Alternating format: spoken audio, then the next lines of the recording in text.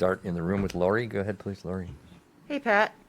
I think there should be a new hustle stat, and it's called defending with your face. That would be named after you. But in all honesty, other than the glued eyelid, have you come close to like orbital bone fractures or broken bones, or this year, just this year, how many facial injuries have you taken?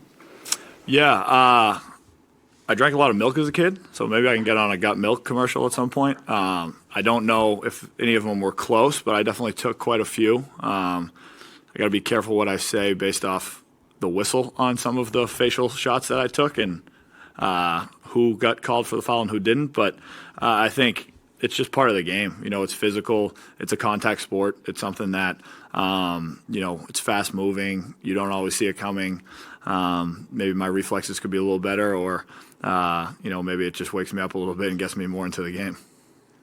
Change your style, though, ever? I mean, you kind of are an NFL safety playing your position at times, and most people would be cautious if they saw a 280-pound center coming towards them, but you seem to just put it in there at all times. I know you would do this because it's the finals, but do you ever see yourself kind of being more conservative or cautious with your play, or is that just who you are? No, that's just who I am. It's part of kind of what I pride myself on, winning plays. I think it's the toughness, it's the grittiness, it's the things that help teams win, help me be a factor and continue to play a role on a championship contending team. And so I enjoy it. I don't necessarily enjoy getting hit in the face, but I enjoy being a part of it, being in the game, and that just comes with the territory. I'm going to go to the Zoom quickly. Oh, no, let's stay here. I'm sorry. Steve, go ahead, please.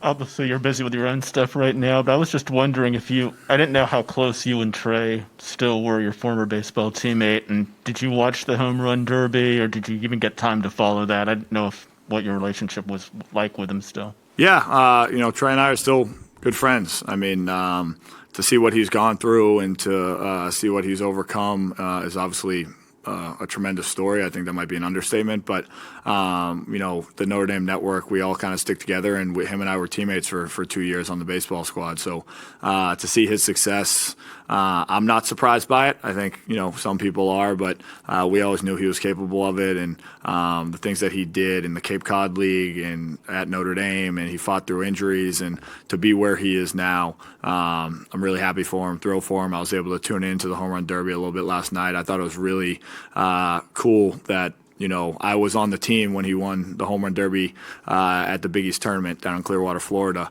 and I remember him saying to our assistant coach Chuck Rostano, if I ever get to the MLB home run derby, I'll have you pitch to me. And he pitched to him last night, and I think it kind of showed the connection they have and the family type atmosphere that is breeded at Notre Dame. Thanks. We'll go to 2 questions on Zoom. Go ahead, please, Kelsey. Thanks, Jim. We'll go to the first one from Tim Van Born. Hey, Pat. There have been some questions today and through the series about the crowd and the support and that sort of thing. I'm wondering, you hear the crowd here in Milwaukee, Bobby, Bobby. Does the crowd actually influence the way certain guys play? I'd say the crowd always adds an element of adrenaline. It always adds an element of excitement to the game. I think it definitely plays a factor in the game, that atmosphere. I think you can see the difference between this year's playoffs and last year's playoffs. One had no fans, and this one fortunately had almost all the fans, if not all the fans. So I think they definitely play a role. I think it adds an element of excitement. It adds an element of, I'd say adrenaline. I don't know what the exact word is for it, but the short answer would be yes. Take the next one from Spencer Davies with Basketball News. Spencer, go ahead. Spencer Davies, basketballnews.com. Hey, Pat, a few times actually in the playoffs, you've had 2-on-1s getting back in transition. So I'm just kind of curious, when you have guys like Devin Booker and Cam Payne who are really good at getting to the rim and really fast guys coming at you, what's the first thing going through your mind on how to stop it and make sure they don't get an easy one? You're just trying to keep them guessing a little bit. Obviously, ironically, 3-on-2, 2-on-1 was a drill that I did a ton growing up at back home in Arlington. So it was something that it's a little bit different when it's Devin Booker and campaign coming at you than my buddies back home. But the principles still apply. You want to stop the ball. You want to make sure the ball is taken care of first. Try to make sure they make the extra pass. And then for me personally, it's just using my athleticism. I think sometimes for some reason, there's a little bit of questionability around my athleticism, but I still have confidence in it myself. So to try to use that and make sure that I'm in the right position, and then it's just about jumping, staying vertical, trying to make sure you stay within the rules to try to make them make a tough shot and not bail them out by fouling them or putting the ref in a position to have to make a call. And our team does a great job of getting back. So if you're able to force them into a tough shot or miss the first shot, usually we have our cavalry on the way back. Next question in the room to Lori. Go I ahead. have a couple more, if that's okay. When you signed your contract, it was a pretty good contract, and your comments were that you wanted to be consistent. You knew what you could do, but you wanted to work on your consistency. How would you evaluate that right now?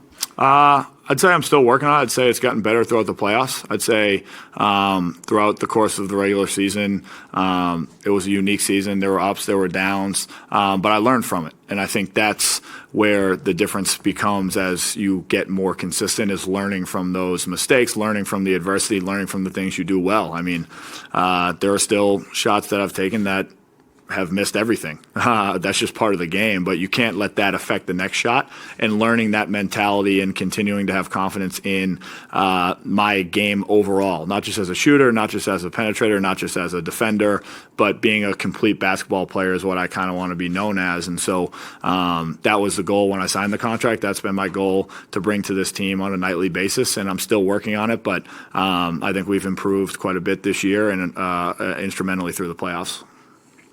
And you're like the last man standing from that awesome 2019 bench, the bench mob and all that. You've seen all the roster changes and all that. What do you think you symbolize, or how are you emblematic of that original bench mob team that really came in and there was no difference between the starters and the people who came in? What do you think has helped you stay with that for 3 years to symbolize that consistency there?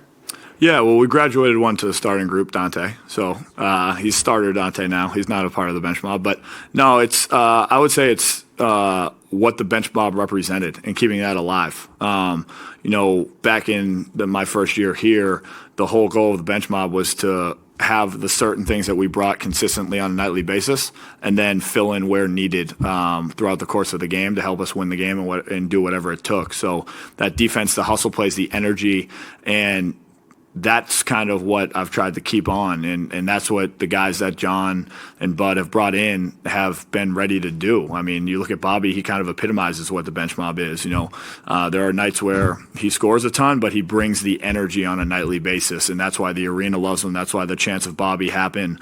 But that's what epitomizes what a bench mob member is, and that's kind of what epitomizes what I want to make sure I always bring to the table and instill in the other guys that are subbing in the game with me.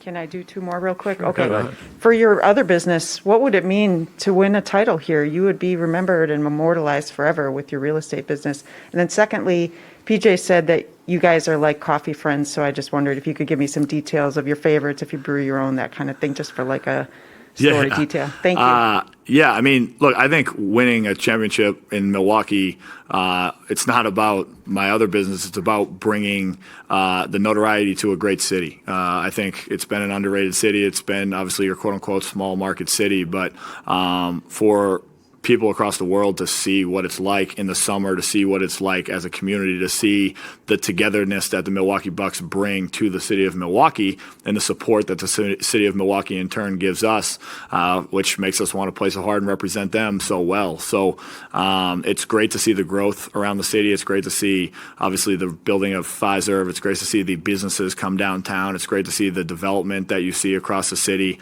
And I'm just fortunate to continue to invest in the city and be a part of that. And then, if Bobby's one of my favorite teammates, Tuck's one of my second favorite teammates. I got a lot of favorite teammates, but Tuck's been great. And I think, playing with him on the floor has been, seamless. It's been something that it's been great for me, even though I think sometimes we don't play as much together, but we try to keep that same type of tenacity. He's got the bench mob mentality, just he's a starter. And I think in the locker room, he's been a great guy. He's been one of the best. And the coffee thing is just one of those things where it's not just coffee, it's food, it's all sorts of things. You know, he's got food places in different cities that he's used to because he's been around longer than me. I got a few food spots here that I shared with him that he's loved.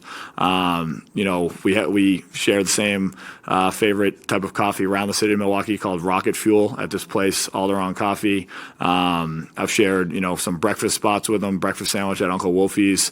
He brought me a breakfast sandwich from his favorite spot in Phoenix last trip when we were down there for games 1 and 2. So he's just a great guy. He's a great friend. He's a great teammate. And throughout the course of an NBA season, obviously, you're in different cities all the time. So to find those spots that you like, the hole-in-the-wall spots, the coffee spots, pregame, whatever it might be, we kind of share that love. Final question to Steve. Go ahead, Steve. Just wondering, Jay Crowder really hurt y'all with Miami in the playoffs last year, 6 for 7 from 3 in Game 3. Just what is it about him that makes him such a tough opponent to deal with? He's a great player. I think that's what makes him so tough. He is a tough player. He is a great player.